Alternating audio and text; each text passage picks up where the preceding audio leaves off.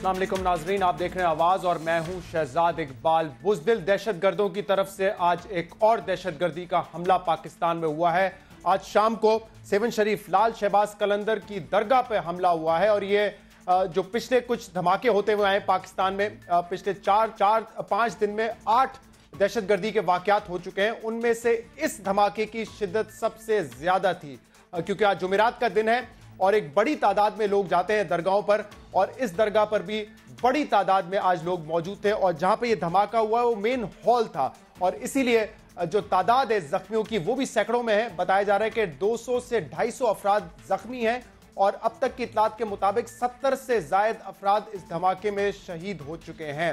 यकीनन बहुत ही अफसोसनाक और बहुत बड़ा वाकया है। जो दहशतगर्दी के वाकयात पिछले दिनों में भी हुए हैं उनमें सबसे बड़ा वाकया 2017 में वो ये कहा जा सकता है कि आज का वाकया जो कि लाल शहबाज कलंदर की दरगाह पर हुआ है। विजुअल्स ऐसे हैं जिनको दिखाया नहीं जा सकता और हमारी इतलात के मुताबिक अब भी रेस्क्यू का काम जारी है क्योंकि सेवन शरीफ में कोई ऐसा हॉस्पिटल नहीं है जहां पे जख्मियों को ले जाया जा सके।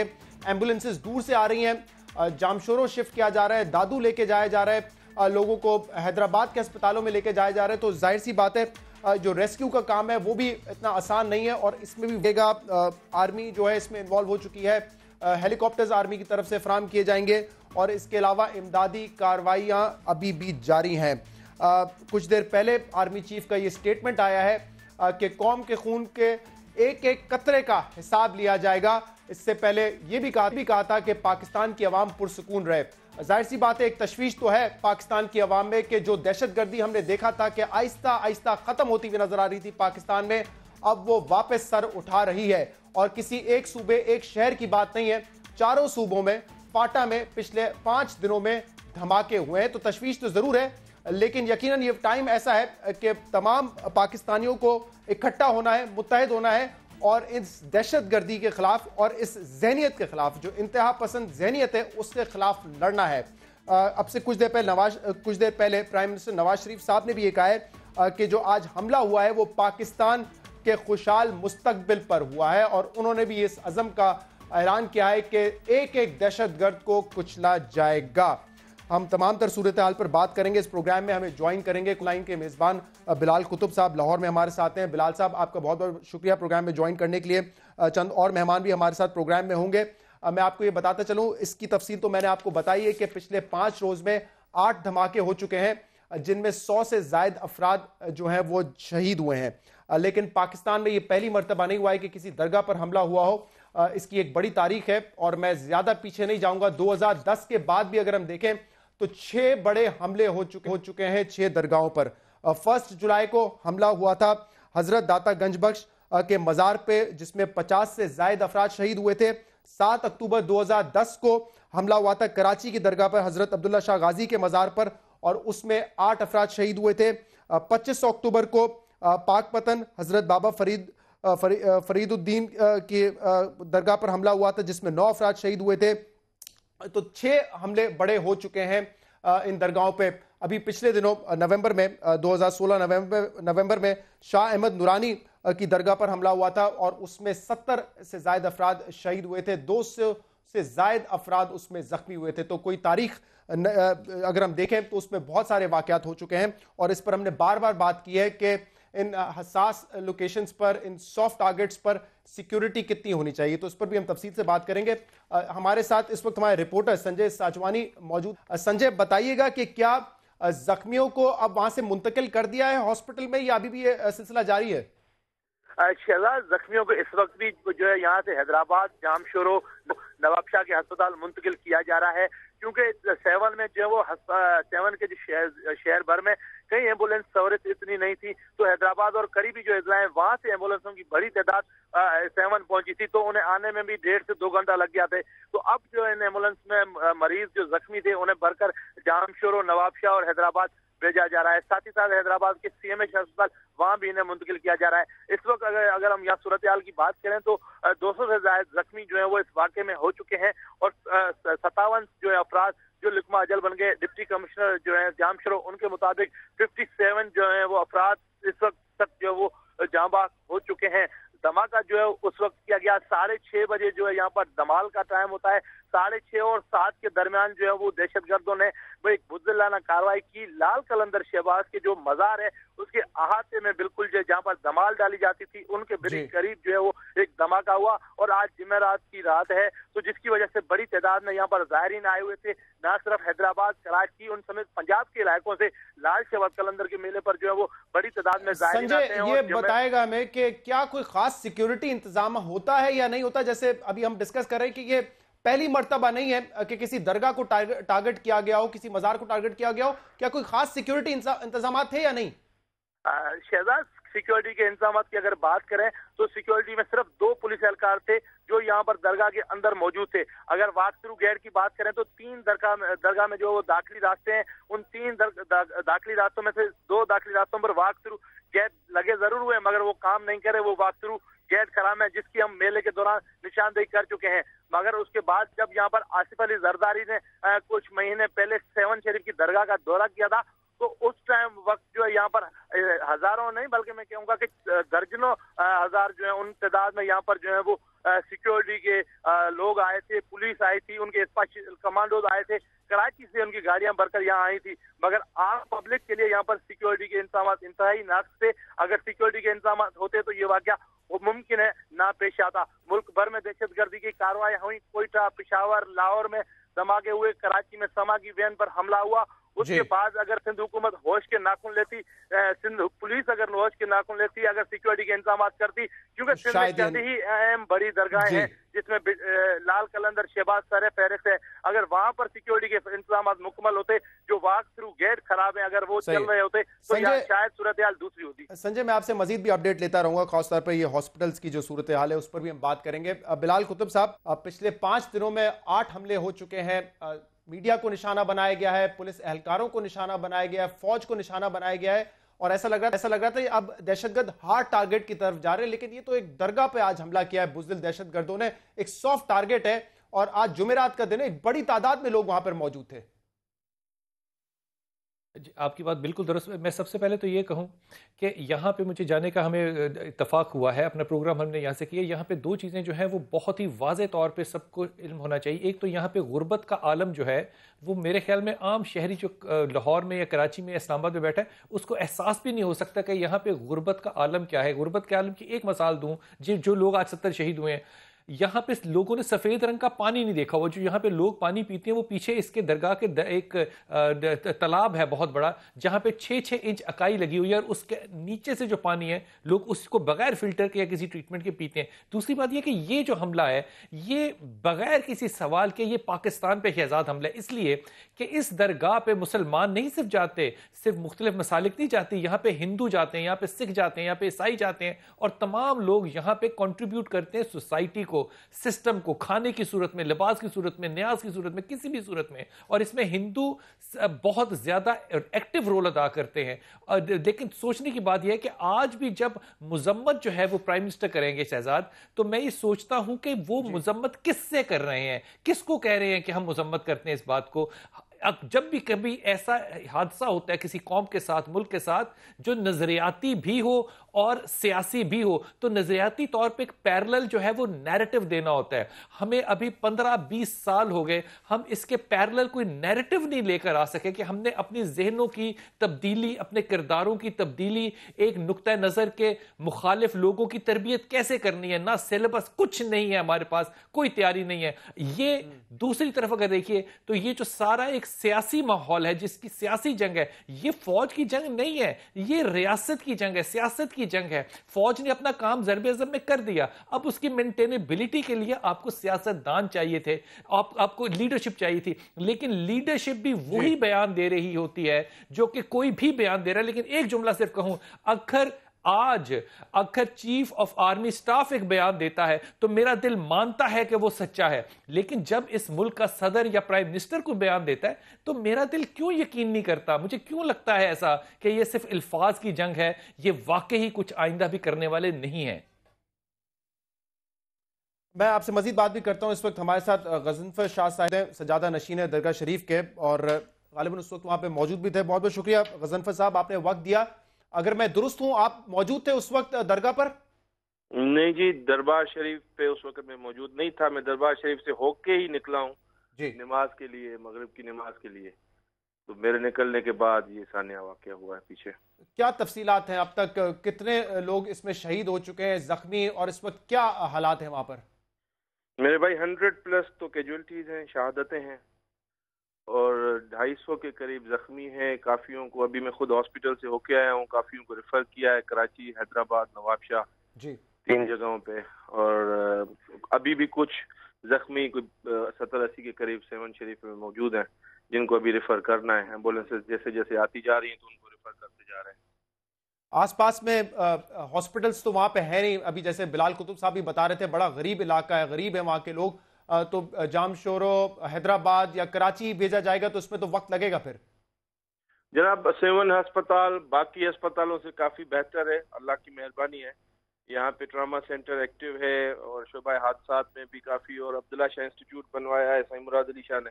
तो हॉस्पिटल तो ठीक है, और गाड़ियां भी वक्त के हिसाब से ठीक पहुंच रही हैं और निकल रहे हैं। हमारे कोई 1 घंटे की ड्राइव पे पड़ता है जामशोरो, 1.25 घंटे की ड्राइव पे, कोई 1.5 घंटे की ड्राइव पे अपना हैदराबाद पहुंच जाते हैं। तो अल्लाह खैर करे, क्या किया जा सकता है, और तो कोई तरीका है नहीं। शाह साहब जरा बताएगा कि एग्जैक्टली किस जगह पर यह हुआ था हमला दरगाह के अंदर? जनाब, ये दरबार शरीफ के अंदर हरम जो है, मजार शरीफ के राइट साइड पे, मजार शरीफ से 3 फुट दूर हुआ है। 3 फुट दूर हुआ है। हाँ, और कितने, एक अंदाजे के मुताबिक कितने लोग उस वक्त वहां पे मौजूद थे? देखें जी, जुमेरात पे हमारे यहाँ दरबार शरीफ पे धमाल जो होती है, उसमें तकरीबन 8 से 10 हजार लोगों की वो कैपेसिटी है धमाल कोट में। वो सारा पैक था, वो सारा फुल था। उसके बाद दरबार शरीफ का अंदर का जो हरम है मजार शरीफ वाला, उस जगह पे कोई 2.5 से 3 हजार बंदे की जगह है, वो भी सारा फुल था। यानी आप अंदाजा लगा लें 10-12 हजार लोगों की अंदर हुजूम था। उस दौरान ये हमला हुआ है। सब ये सिक्योरिटी कितनी होती है, और खासतौर पे जैसे आप खुद कह रहे हैं जुमेरात के दिन 10-12 हजार लोग वहां पे होते हैं, क्या वॉक थ्रू गेट्स हैं? क्योंकि हमें हमारे नुमाइंदे ने बताया कि वॉक थ्रू गेट्स शायद उस वक्त काम भी नहीं कर रहे थे, और 2 एहलकार वहां पे जो है तैनात होते हैं। क्या इतनी ही सिक्योरिटी हुकूमत देती है, इससे ज्यादा नहीं देती आपको? मेरे भाई, सिक्योरिटी लैप्स है, उसी वजह से तो ये हुआ है। आप अभी अगर कोई सिक्योरिटी का कोई इदारा आके कहे कि हमने सब कुछ किया, तो भाई कहाँ से, ये आसमान से तो नहीं उतर के आया खुद के हमला का। 10 बंदे हर गेट पे हैं, 2 गेट हैं दरबार के, 10 बंदे, और वो 10 के 10 नाकारा बंदे हैं। उन्होंने यहाँ पे कुछ नहीं करना होता, उन्होंने बैठ के चाय पीनी होती है और गप्पे लगाने होते हैं। वॉक थ्रू गेट बिल्कुल लगे हुए हैं, जो एक्टिव नहीं है, डीएक्टिवेट है। सिर्फ उनको वो फोटो निकाला जा सकता है कि वो गेट लगे हुए हैं। आप कह रहे हैं कि जो 2 गेट्स हैं वहां पे 10-10 एहलकार होते हैं, वो नाकारा है। वॉक थ्रू गेट जो है वो भी डीएक्टिवेट है, वो भी काम नहीं करता। बिल्कुल अगर देखिए मेरे भाई, अगर वो एक्टिव हैं दोनों गेट जी, तो फिर ये खुद के हमलाकार अंदर कैसे गया? तो इस हवाले से आप लोगों ने हुकूमत से, पुलिस से पहले सिक्योरिटी मांगी है? क्योंकि अभी पिछले चंद महीने पहले ही शाह नूरानी दरगाह पे इतना बड़ा हमला हुआ था, वहां पे भी 70 लोग शहीद हुए थे। ये लाल शहबाज कलंदर की दरगाह पे पूरे पाकिस्तान से लोग आते हैं, तो सिक्योरिटी का पहले मुतालबा किया था आप लोगों ने? जी बिल्कुल, हमने मुतालबा भी किया। सईद मुराद अली शाह ने अपना हमारे मुतालबे पे बाकायदा नोटिस लिया। उन्होंने 30 बंदे पर गेट उन्होंने फिक्स किए, और वो उनकी ड्यूटी भी लगी। लेकिन आपको पता है सिंध की पुलिस का सिस्टम कैसे होता है, बस वो 10 बंदे टाइम पे होते हैं बनाम, 2 बंदे गेट पे खड़े होते हैं, 8 बंदे कहीं ना कहीं जाके गप्पे लगा रहे होते हैं। शाह साहब बहुत बहुत शुक्रिया, आपने हमें वक्त दिया। हम उम्मीद करते हैं जल्द से जल्द सेहतियाब हो जो लोग वहां पर मौजूद थे। बिलाल कुतुब साहब, आपने बात सुनी शाह साहब की। 3 एस्पेक्ट्स हैं इस जंग के। एक तो हमने उन सेंचुरीज, उन ठिकानों को खत्म करना है, दहशतगर्दों को खत्म करना है। एक वो फिक्री सोच है, इंतहा पसंदाना सोच है, जिसको खत्म करना है, जिसका आप जिक्र कर रहे थे। और तीसरा जो आपके ऑन ग्राउंड सिक्योरिटी होती है, वो आपने देखनी है। हॉस्पिटल में अटैक हो, पता चलता है कि वहां पे सिक्योरिटी नहीं थी। दरगाहों पर अटैक हो, वो खुद कह रहे हैं कि जो पुलिस का वहां पे होते हैं वो काफी नहीं है, ना वॉक थ्रू गेट चल रहे हैं। शायद सुसाइड बॉम्बर को रोकना आसान नहीं है, मुमकिन नहीं है, लेकिन कम से कम जो डैमेज होता है, जो इंसानी जान का नुकसान होता है, उसको तो कंट्रोल किया जा सकता है, उसको तो कम से कम किया जा सकता है अगर हम इक़दाम ठीक तरीके से उठाएं। आपकी शहजाद बात बिल्कुल बचा है। देखिए, यूरोप के अंदर भी धमाके हुए हैं, वहाँ पे भी लोगों ने फायरिंग की है और पब्स को और क्लब्स को जो है वो निशाना बनाया। लेकिन जब एक दफ़ा वाक़या हो जाता है तो दूसरी दफ़ा उसकी प्रिपरेशन जो है वो इतनी ज़्यादा होती है कि वहाँ पे वो अमल हो ही नहीं सकता। ये बादशाह साहब बिल्कुल ठीक कर रहे थे कि वहाँ पे 3 गेट हैं, लेकिन यकीन कीजिए, क्योंकि मैं उस जगह को बड़ी अच्छी तरह जानता हूँ, वहाँ पे अगर 30 गेट हों तो वो भी नाकाफ़ी हैं। वहाँ पे कोई किसी को रोकता नहीं है, लोड बहुत ज़्यादा, 8-10 हज़ार से कहीं ज़्यादा लोग होते हैं, क्योंकि ये टर्नओवर होता है, लोग आ रहे हैं और लोग जा रहे हैं। ये टर्नओवर जो है ये बहुत ज्यादा है। एट एनी गिवन पॉइंट वहां से 15-20 हजार लोग मौजूद होते हैं, क्योंकि हर शख्स जो यहां पे दरबार पे आने वाला है वो पोटेंशियल पैसे है, वो मनी है, उसने यहां पे आके या कोई चीज खरीदनी है या डोनेशन देनी है या स्पेंड करना है या खाना बांटना है, इसलिए कोई इनको रोकता नहीं है। लेकिन मेरा सवाल हुकूमत से भी है और मेरा सवाल जो है वो उन लोगों से भी है जो यहां के पैसे का इस्तेमाल पोर्शन में या टोटली करते हैं। सजादा नशीन साहब, जफर साहब हैं, सर आंखों पे बड़ी अकीदत के लोग हैं, लेकिन दोनों तरफ से मेरे ख्याल में लैप्स है। हुकूमत का भी अपना लैप्स है डेफिनेटली, लेकिन मज़ार के अपने जो एडमिनिस्ट्रेशन है, लोकल है, उनका भी तो कोई रोल होना चाहिए और ये रोल बिल्कुल नजर नहीं आता।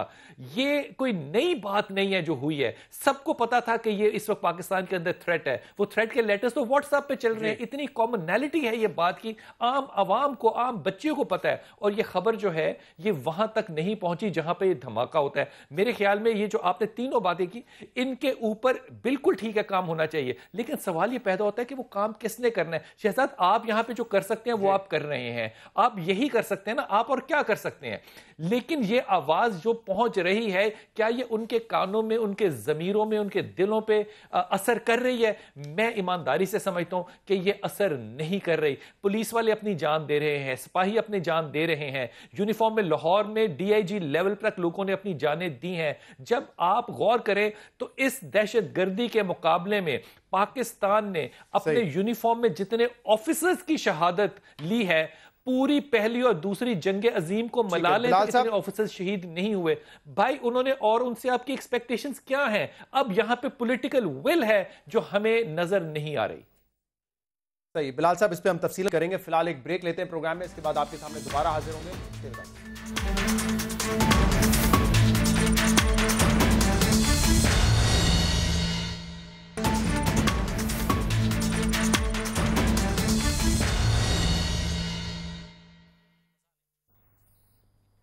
वेलकम बैक नाजरीन, हम बात कर रहे हैं आज के धमाके के हवाले से। लाल शहबाज कलंदर दरगाह पर अफसोसनाक वाकया, और कुछ देर पहले हमने बताया था कि आईजी सिंध के मुताबिक 70 अफराद इस दहशतगर्दी के वाकये में शहीद हुए हैं, जिसमें से 20 जो है वो बच्चे थे, 9 खवातीन थी। नहायत ही अफसोसनाक वाकया है, और हमने अब तक जितने भी लोगों से बात की है, ऐसा लगता है कि एक बहुत बड़ा सिक्योरिटी लैप्स था। ये सबको पता है कि जुमेरात के दिन दरगाह पे बड़ी तादाद होती है लोगों की, 8 से 10 हजार लोग होते हैं, ये हमें बताया गया।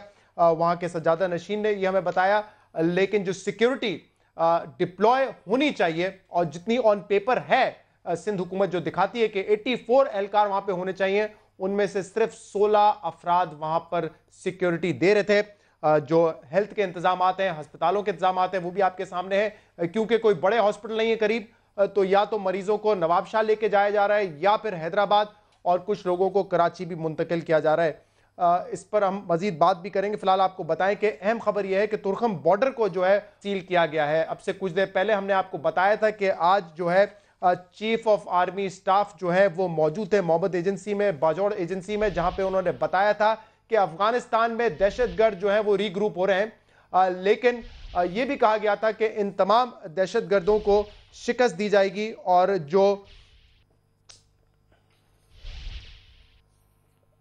और यह भी कहा गया था कि अफगानिस्तान में तमाम दहशतगर्द जो इस वक्त रीग्रुप हो रहे हैं उनसे निपटा जाएगा। कोई भी दुश्मन एजेंसी अगर इस खित्ते का अमन खराब करेगी तो उनको जवाब दिया जाएगा। पॉलिसी हमारी यह है कि हम रिस्ट्रेन करेंगे, अमन से काम लेंगे, लेकिन कोई भी दुश्मन एजेंसी पाकिस्तान की तरफ या इस खित्ते में अमन को खराब करेगी तो उनको जवाब देने का हम हक रखते हैं। तुर्कम बॉर्डर को फिलहाल सील किया गया है, यह एक अहम इकदाम उठाया गया है।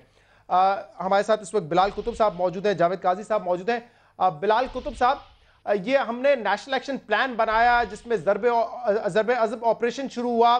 सूबाई हुकूमतें भी कह रही हैं कि हम भी, हमारी पुलिस रेंजर्स भी जो है दहशतगर्दों के खिलाफ काम कर रही है, लेकिन दूसरा जो इंतहा पसंदी वाला पहलू है, इस पर आपके ख्याल में कोई पेशरफ हुई है या बिल्कुल सिरे से काम नहीं हुआ? इस पे जितनी संजीदा हुकूमत है, मेरे ख्याल में प्राइम मिनिस्टर साहब का जो बयान अभी आया है वो इस बात को वाज़े करता है कि हुकूमत इस नेशनल एक्शन प्लान में कितनी समझदार या कितनी अक्लमंद है। कहा कि इस तरह के वाक़यात हमारी कौम को तकसीम नहीं कर सकते। भाई, इस तरह के वाक़यात जो हैं उन्होंने तो कौम को हमेशा इकट्ठा किया है। अगर यही नहीं पता प्राइम मिनिस्टर साहब को तो वो मजाक कर रहे हैं इस कौम के साथ। हमें हाथ से जुदा नहीं करते कभी कौम को, इस कौम को हाथ से दूरी से करीब लेकर आ रहे हैं। APS में सारी कौम इकट्ठी खड़ी हो गई। लाहौर के अंदर जब हादसा परसों पेश आया, सारी कौम इकट्ठी थी, आज भी सारी कौम इकट्ठी होगी। सवाल ये पैदा होता है कि हुकूमत ने डिजास्टर मैनेजमेंट का जो सेल बनाया था वो फाल है या नहीं है। अगर उसमें पैसे खर्च हो रहे हैं तो उसका काम क्या है? सूरत हाल यह है कि अगर एक जिम्मेदार आदमी यह कहता है कि 70 साल के बाद भी हम रश की वजह से एक मजार को सिक्योरिटी नहीं दे सकते, तो मेरे ख्याल में हादसा जो है वो लाल शहबाज के दरबार पे ब्लास्ट नहीं, हादसा यह है कि जिम्मेदार लोग जो हैं वो अपनी जान छुड़ाने के लिए इंतहाई हल्का हरबा इस्तेमाल करते हैं और वो वहां से निकलना चाहते हैं। ये जो सिक्योरिटी प्लान कहा जुमेरात को बनती, भाई ये सिक्योरिटी प्लान नहीं बनता, ये फोटोकॉपी होती है जो पिछले कई सालों से चलती चली आ रही है और वही कॉपी जो है वो सबको बांटी जाती है। इसलिए वो 8 लोग जो सिपाही हैं उनसे वो कभी आज तक 9 नहीं हुए। ट्रेजेडी वो है अपनी जगह, लेकिन ये सबसे बड़ी ट्रेजेडी है कि इतने बड़े शहर के अंदर एम्बुलेंस अवेलेबल ना हो, इतने बड़े रश की वजह से वहां पे आने वालों के लिए एक अस्पताल अवेलेबल ना हो, और जो अवेलेबल हो उसकी इनॉग्रेशन हो गई हो लेकिन वो फाल ना हो। अगर इन बातों पे भी मरकजी या सूबाई हुकूमत को हया और शर्म ना आए तो फिर मुझे बताइए कि हजरत उमर खत्ताब कहते हैं कि मेरी सल्तनत में 3/4 दुनिया की हुकूमत कर रहे हैं, अगर एक बकरी का खुर जो है, पांव जो है, वो किसी पत्थर के साथ लगे और वो खुर टूट जाए तो उमर उसका जवाबदेह है। क्या इसका जवाबदेह सिर्फ उमर खत्ताब ही है या जवाबदेह किसी और ने भी होना है? ये जवाबदेह किसको होना है और वो कौन होगा जो उसका जवाब देगा? तो तमाम लोग हैं जो कि इस वक्त हमारे हाकिम हैं, उन सब ने जवाब देना है। जावेद काजी साहब, आपसे यही करूंगा, जिस तरीके से नेशनल एक्शन प्लान बढ़ रहा था आगे, ज़रबे अज़ब ऑपरेशन हुआ, पंजाब हुकूमत कहती है कि हमारे यहाँ काउंटर टेररिज्म डिपार्टमेंट ने बड़ी जबरदस्त कामयाबी हासिल की है, लेकिन ये हुआ क्या है? सडनली पिछले 5-6 दिन में वाकयात हो रहे हैं और सिर्फ एक शहर या एक सूबे में नहीं हो रहे, पूरे मुल्क में हो रहे हैं। देखें, सबसे ज़्यादा कोयटा में हुए। कोयटा में जो अंदोनिहानियाँ होती रहीं, वो लगते थे कि जैसे वो पता नहीं किस तरीके से वो था। उसके बाद हमने नहीं हमारे वज़ीर आला पंजाब को देखा कि एक मरतबा 2 साल 3 साल पहले या 4 साल पहले वो एक धमाका हुआ तो उन्होंने तालिबान को ये इशारा दिया कि हमें आप क्यों करते हैं, यानी कि बाकी इलाकों में अगर होते हैं तो ठीक है, अगर यहाँ हो जाए, लेकिन ये हम सब जानते हैं जहाँ पर भी ये जिस तरह से होता है उसको जितना भी कंडेम किया जाए बहुत कम है। यहाँ पे रेंजर्स ऑपरेशन कर रही है, बलूचिस्तान में कर रही है, फाटा में पूरा ज़रबे अज़ब हो गया, न हुआ ऑपरेशन, न हुआ कोई कॉम्बिंग ऑपरेशन या कोई जामे पॉलिसी जो है वो पंजाब के अंदर। साउथ पंजाब में इनके कितने पिकेट्स हैं, कितने इनके कंसंट्रेशंस हैं, हमारे नॉर्थ सिंध के अंदर इनके कितनी कंसंट्रेशंस हैं, कितने इनके पिकेट्स हैं, किस तरह से ये ऑपरेट करते हैं, कंधार से लेके कोयटा, शिकारपुर, जैकबाबाद और फिर ये जाते हैं साउदर्न पंजाब के अंदर, और इनको कोई, और उसके अलावा देखें पुलिस जो है हमारी दही सिंध के अंदर कहाँ है? ये वडेरों की उताकों में होती है। एक SSP को कौन बदली करवाता है? ज़रा पूछें मुराद अली शाह साहब से, बताएं कि किस तरह से SSP थाने किस तरह से दिए जाते हैं, किस तरह। ये तो सही, ये तो वो आपके हमारे जो पीर साईं थे, जो गादी नशीन थे 7 शरीफ के, वो तो बता रहे हैं कि वो ट्रामा सेंटर्स वगैरह जो है वहाँ पे हैं वगैरह। और ये बहुत अहम बात है कि पुलिस को आपने मजबूत करना है अगर इस तरह की कार्रवाइयों से आपने निपटना है। पिछले 5 दिन में 8 वाकयात हो चुके हैं दहशतगर्दी के, इनकी तफसीलात आपके सामने रखते हैं कुछ ही देर में। इस वक्त हमारे साथ मौजूद है सीनियर सहाफ़ी, सीनियर तज्ज़ियाकार रहीमुल्लाह यूसुफज़ई साहब। बहुत बहुत शुक्रिया रहीमुल्लाह यूसुफज़ई साहब, आपने हमें ज्वाइन किया। आप इस दहशतगर्दी की जो जंग है पाकिस्तान में, उस पर आपने लिखा भी बहुत है, आप वाकिफ हैं इन तमाम चीज़ों से। आज चीफ ऑफ आर्मी स्टाफ ने यह कहा है कि जो दहशतगर्द हैं वो रीग्रुप हो रहे हैं अफगानिस्तान में। जरा हमें तफसील से बताएं कि ये हो क्या रहा है? TTP जो है तकसीम हो चुकी थी, उनकी जो स्ट्रेंथ थी वो कम हो चुकी थी, ये वापस सर उठा रहे हैं, हो क्या रहा है इस वक्त?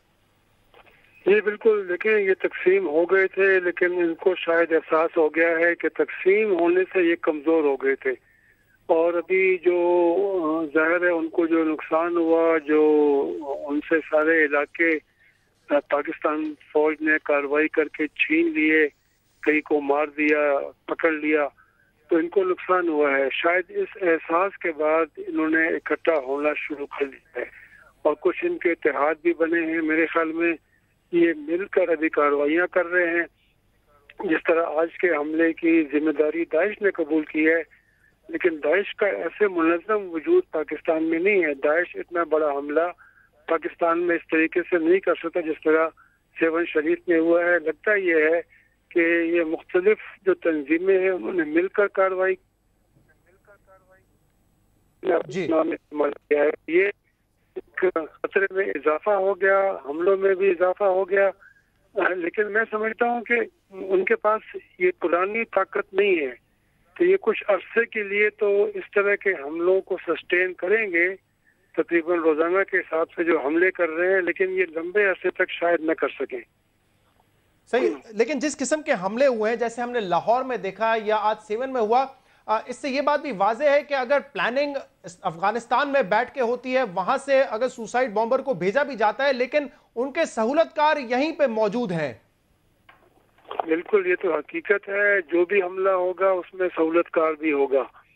और फिर ये है कि सहूलतकार एक तरह के नहीं, ये तो कई तरह के हैं ना। कोई ट्रांसपोर्ट मुहैया करेगा, कोई जगह मुहैया करेगा, खाना देगा, असलहा देगा, बारूद देगा, हमले से पहले उनको पनाह देगा, हमले के बाद अगर बच गए तो फिर भी पनाह मिलेगी। तो ये मुख्तलिफ किस्म के सहूलतकार हैं। कुछ पैसे के लिए करते हैं, कुछ नजरियाती भी हैं।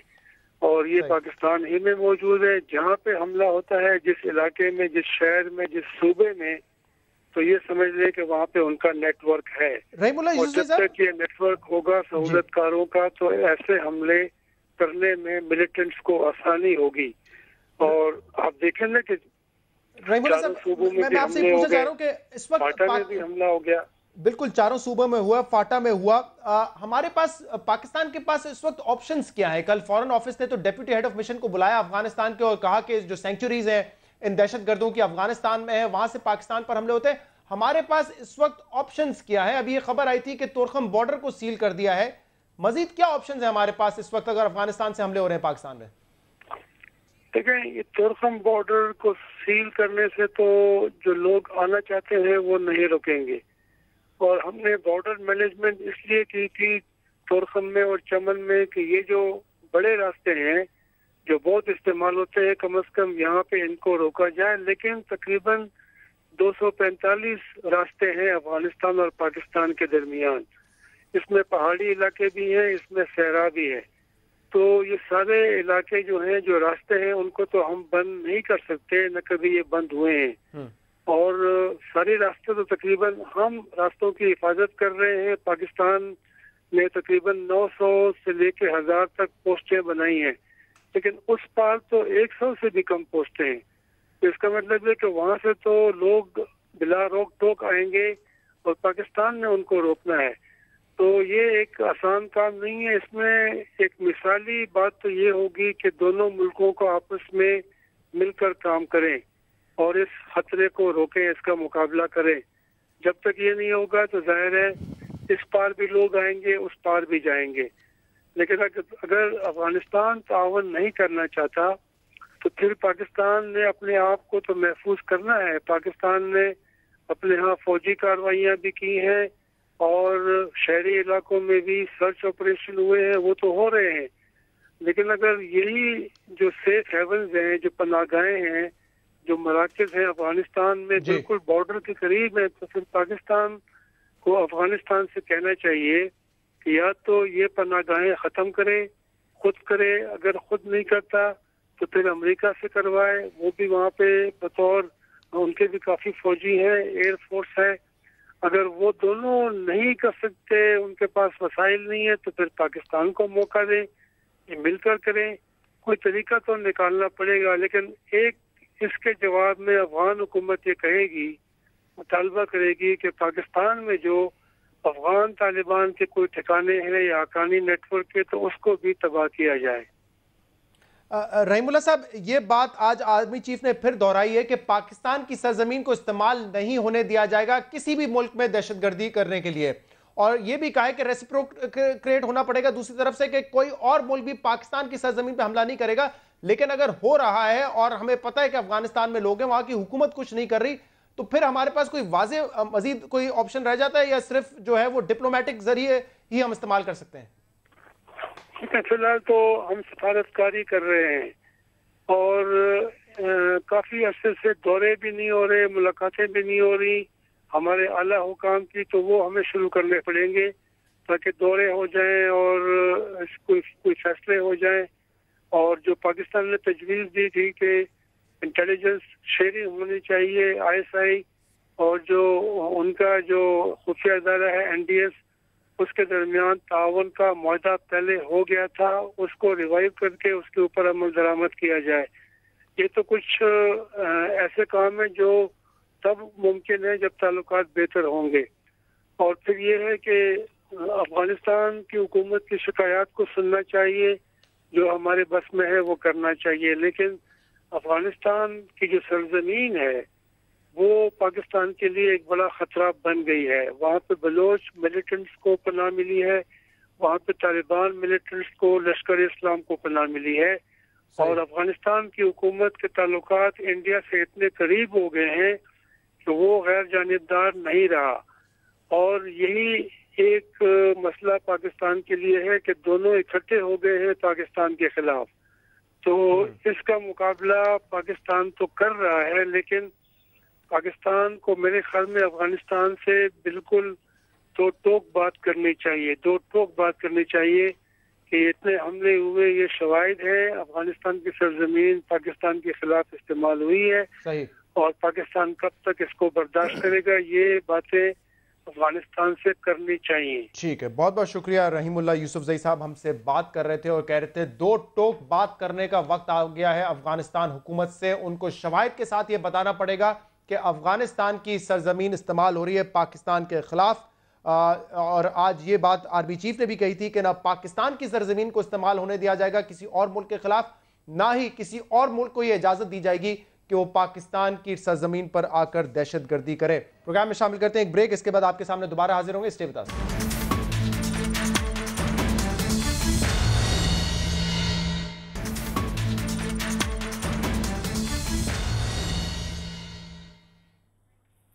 वेलकम बैक नाजरीन। आज हम बात कर रहे हैं अफसोसनाक वाक़े की, लाल शहबाज कलंदर दरगाह पर जो बम धमाका हुआ है। इस वक्त हमारे साथ मौजूद है साबिक वजीर दाखिला रहमान मलिक साहब। बहुत बहुत शुक्रिया रहमान मलिक साहब, आपने प्रोग्राम में हमें ज्वाइन किया। बार बार हुकूमतों की तरफ से, अफवाज की तरफ से हमें यह बताया गया कि इस जंग में, दहशतगर्दी के खिलाफ जो जंग है, उसमें हमने दुश्मनों की कमर तोड़ दी है। लेकिन फिर ऐसा लगता है कि एक नई लहर आई है दहशतगर्दी की पाकिस्तान में। मजीद आपके ख्याल में क्या करने की जरूरत है हमें इन दहशतगर्दों के खिलाफ जंग जीतने के लिए? बिस्मिल्लाहिर्रहमानिर्रहीम। भाई, मैंने, अगर आप मेरी सेनेट की कार्रवाई देख लें आप कल की, तो मैंने बड़ा वाज़ेह तौर पे कहा था कि अफगानिस्तान से दहशतगर्दी सप्लाई हो रही है, डेथ वहाँ सप्लाई हो रही है, चीफ टेररिस्ट वहाँ बैठा हुआ है, और हरकतुल हरार का ऑफिस तोरखम बॉर्डर से 600 गज अफगानिस्तान के अंदर शामिल वाक़ है। तो ये सारी की सारी अफगान इंटेलिजेंस मिलकर, और मैंने कल ये क्वेश्चन हुकूमत को पोस्ट किया और उनसे कहा कि आप बताएं कि अगर हरकतुल हरार जो है वो पाकिस्तान में किस बेसिस पे किन लोगों के थ्रू ऑपरेट कर रही है, तरीकाकार क्या है। तो I hope the government give some positive response. लेकिन हैविंग सेड सो, हम एक जंग लड़ रहे हैं और एक जंग एक लड़ाई के तौर पर लड़ रहे हैं। और मैं समझता हूँ कि जिस तरह अफगानिस्तान हमें डेथ सप्लाई कर रहा है, मैं अपील करता हूँ आलमी ताकतों से, खासतौर पर अमेरिका से, UNO से, वेस्ट से। हमने आपकी वजह से ये सारा सफर किया, जंग हमने लड़ी, और उसके बदले में हम विक्टिम होने के बावजूद दोबारा हम उसी फेज में जा रहे हैं।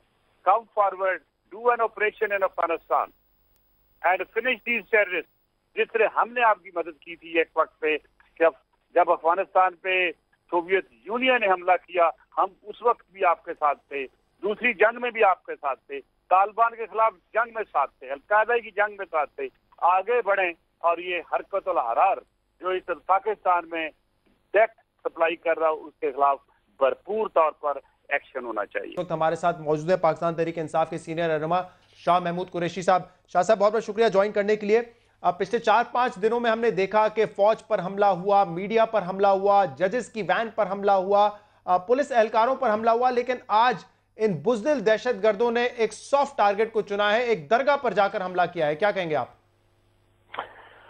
देखिए, ये तो सॉफ्ट टारगेट्स की तलाश में हैं और रहेंगे, और ये जो मुझे अब पिछले 4-5 रोज से यके बाद दीगर हमले दिखाई दे रहे हैं, तो ये तो एक ट्रेंड दिखाई दे रहा है, एक पैटर्न दिखाई दे रहा है, और इसके पीछे एक सोच कार फरमा दिखाई दे रही है।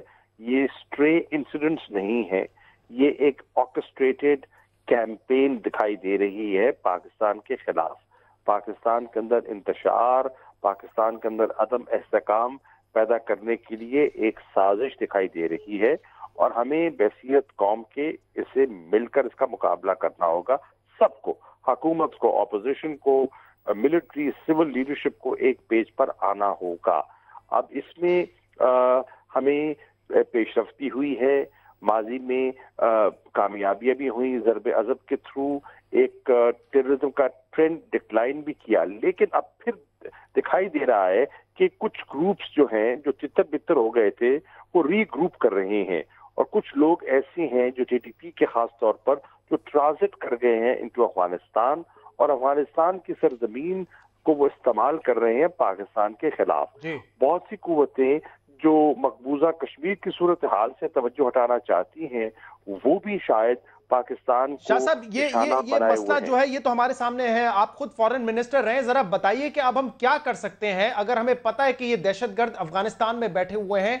कल डेप्यूटी हेड ऑफ मिशन को भी हमने बुलाया, उनको भी बताया कि सेंचुरीज अफगानिस्तान में मजीद क्या किया जा सकता है डिप्लोमेटिकली अफगानिस्तान से बात करने के लिए या आलमी दुनिया को बताने के लिए कि क्या हो रहा है इस वक्त। देखिए, हमें ये टू प्रोंग्ड हमारी स्ट्रैटेजी होनी है। एक तो हमें जो इंटरनल चैलेंज है उसको हमें देखना होगा, और इंटरनल सिक्योरिटी का चैलेंज भी खासा सीरियस है, और फिर जो एक्सटर्नल फैक्टर्स हैं उनको भी हमें एड्रेस करना होगा। एक्सटर्नल फैक्टर्स में अफगानिस्तान की सूरत हाल, वहाँ का अमन इस्तेकाम हमारे अमन से जुड़ा हुआ है, और वो तन्हा अफगानिस्तान दुरुस्त नहीं कर सकता, तन्हा पाकिस्तान अपना किरदार अदा नहीं कर सकता, जब तक के रीजन की सारी कुव्वतें और आलमी कुव्वतें हमारे साथ ताउन नहीं करेंगी। इसी तरह उन्हें अपना रोल प्ले करना चाहिए। जो हिंदुस्तान पाकिस्तान तनाव दिखाई दे रहा है, और कश्मीर का मसला जो हल तलब है, उस पर दुनिया तवज्जो नहीं देती और कहती है दो तरफा मामला है।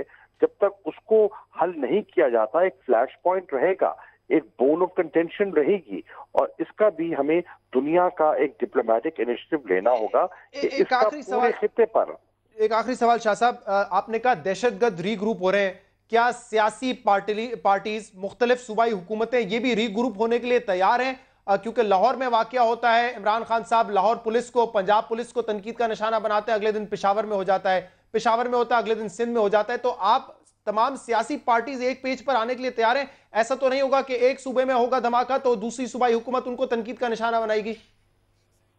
बिल्कुल नहीं। देखिए, ये कहीं भी हो सकता है, और इसमें फेडरल गवर्नमेंट और प्रोविंशियल गवर्नमेंट्स को एक कोऑर्डिनेटेड एफर्ट करना होगा।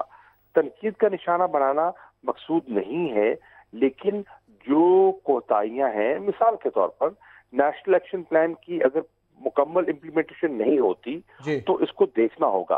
अगर क्रिमिनल जस्टिस सिस्टम में इस्लाहात करनी थी और वो नहीं हुई तो उसको देखना होगा। अगर वो चीजें जो ऑपरेशनलाइज करनी थी नेशनल कंसेंसस के बाद, जो टेररिस्ट एक्ट पे जिनकी गुंजाइश भी है, और वो ऑपरेशनलाइज नहीं हुई तो उसको देखना होगा। सही है। बहुत बहुत शुक्रिया शाह महमूद कुरैशी साहब हमें वक्त देने के लिए। मारिया सुल्तान साहिबा इस वक्त हमारे साथ मौजूद है, डिफेंस एनालिस्ट। बहुत बहुत शुक्रिया मारिया सुल्तान साहिबा हमें ज्वाइन करने के लिए। 5 दिन में 8 दहशतगर्दी के वाकयात, हम समझ रहे थे कि शायद कमर टूट चुकी है दहशतगर्दों की, लेकिन आहिस्ता आहिस्ता ये फिर सर उठा रहे हैं। क्या हालात पहले जैसे होने जा रहे हैं या इतने बुरे हालात नहीं है इस वक्त? देखिए, इस वक्त बहुत जरूरी है कि हम इन दहशतगर्दी के वाकयात को उसी नुक्ते नज़र से देखें जिस तरह की आपकी जो है इस वक्त प्लानिंग नजर आ रही है। अगर आप अभी देखें कि अभी ना सिर्फ अपने पाकिस्तान अफगानिस्तान बॉर्डर को फौरी तौर के ऊपर बंद किए, बल्कि इस वक्त जो पैटर्न नजर आ रहा है उसके अंदर IMU जो है बड़ी वाज़ेह तौर के ऊपर उभरती हुई नजर आ रही है। और इसके अलावा जो उसके ताने बाने हैं, इंटरनल से ज्यादा आपको एक्सटर्नल इसके अंदर लिंकेजेस नजर आ रहे हैं, क्योंकि इसमें सुसाइड बॉम्बिंग जो है वो प्रीडोमिनेंटली जो है नजर आ रही है। और इसकी बुनियादी वजह भी ये है कि जो सुसाइड बॉम्बर है पाकिस्तान के अंदर, और उनके तकरीबन 60 से 70% जो लोग हैं उनका ताल्लुक जो है अफगानिस्तान से है। इसके अलावा जहाँ बात आती है मावनकारों की या मावनत जो लोग इनकी कर रहे हैं, उसके लिए जाहिर है आपको सूबाई सतह के ऊपर उसके ऊपर कुछ ना कुछ करना पड़ेगा, क्योंकि जब तक आप एडमिनिस्ट्रेटिव मेजर्स नहीं लेते हैं, जब तक कि आप अपने कानून नाफिज करने वाले अदारों को इसके ऊपर मुनज़्ज़म तरीके से इसके ऊपर काम नहीं करते हैं। उसके अलावा ना सिर्फ कानून नाफिज करने वाले अदारे, लेकिन जो आपकी ज़िलाई इंतज़ामिया है उनको भी जो है दहशतगर्दी के खिलाफ एक मुकम्मल तरीके से काम करना पड़ेगा। और इसके अलावा जो आपकी आवाम है उसको भी ये देखना पड़ेगा कि जो आपके पास एक्सटर्नल फैक्टर्स हैं वो कहाँ से आ रहे हैं।